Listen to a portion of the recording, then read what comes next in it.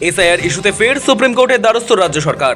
Supreme কোর্টের নির্দেশ মানছে না কমিশন, জুডিশিয়াল অফিসারদের নির্দেশ দিচ্ছে নির্বাচন কমিশন। সেই বিষয় এবার সুপ্রিম কোর্টে রাজ্য। তবে পশ্চিমবঙ্গে এসআইআর প্রক্রিয়ায় বিচার বিভাগীয় অফিসারদের প্রশিক্ষণ নিয়ে তৃণমূলের কোনো আপত্তি শুনতে চাইল না সুপ্রিম কোর্ট। বরং প্রধান বিচারপতি সূর্যকান্ত স্পষ্ট কথায় জানিয়ে দিলেন, বিচার বিভাগীয় অফিসারদের নিয়ে এই সন্দেহবাতিক বন্ধ হোক। ছোটখাটো অজুহাতে এই প্রক্রিয়া থামানো যাবে না।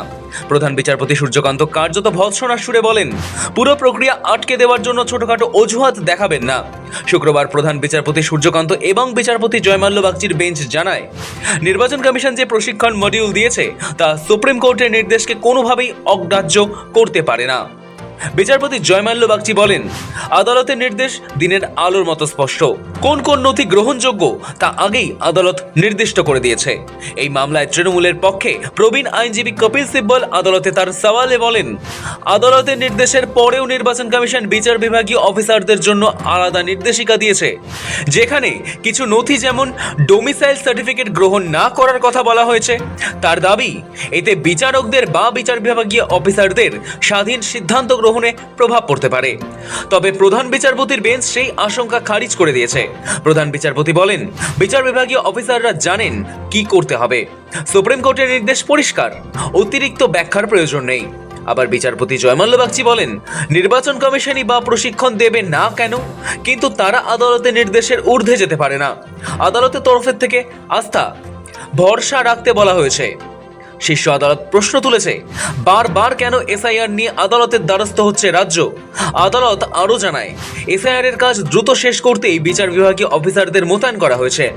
পশ্চিমবঙ্গে পর্যাপ্ত বিচারক না থাকায় আগেই ঝাড়খণ্ড ও ওড়িশা থেকে বিচারকদের আনার অনুমতি দেওয়া হয়েছে। এসআইআর প্রক্রিয়ায় অযথা বিলম্ব বরদাস্ত করা হবে না, স্পষ্ট করে দেয় শীর্ষ আদালত। বাংলায় এসআইআর নিয়ে রাজ্যে একাধিক অভিযোগ উঠেছে। নির্বাচন কমিশন পক্ষপাতদুষ্ট বলেও অভিযোগ রাজ্যের মুখ্যমন্ত্রী মমতা বন্দ্যোপাধ্যায়ের। শুধু তাই নয়, রাজ্যের মানুষদের ভোটাধিকার রক্ষার জন্য সুপ্রিম দরবারে গিয়েছিলেন মুখ্যমন্ত্রী মমতা বন্দ্যোপাধ্যায়। মুখ্যমন্ত্রী নিজে সুপ্রিম কোর্টে দাঁড়িয়ে সওয়ালও করেছিলেন। মুখ্যমন্ত্রীর যুক্তি, বক্তব্যকে গুরুত্ব দিয়ে একাধিক নির্দেশ দিয়েছিল সুপ্রিম কোর্ট, যদিও সেই নির্দেশ নির্বাচন কমিশন অমান্য করেছে। সেই অভিযোগও উঠেছে। জুডিশিয়াল অফিসারদের নির্দেশ দিচ্ছে নির্বাচন কমিশন।